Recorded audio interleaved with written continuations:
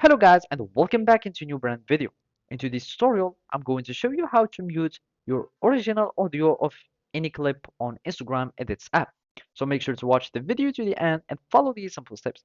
And if you find this video helpful, do not forget to subscribe and leave a like. So now we will be needing just to start a project so we can mute our clips on it. Or you can simply continue working on your current project. In my case, I'm just going to do like that and then add some clips that has some audio. I'm just going to click on done. And from here, we will be needing to simply mute our clip. And to do so, you will be needing to go to your toolbar. And from there, you can start controlling the volume of any clip and then you can mute it.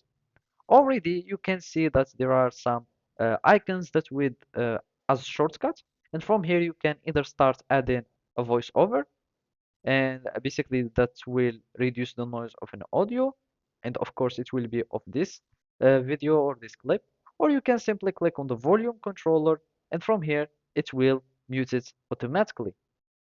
And from there you can add some kind of audio and add it on the top of your video, and now you have the original that is muted and then you have something on top.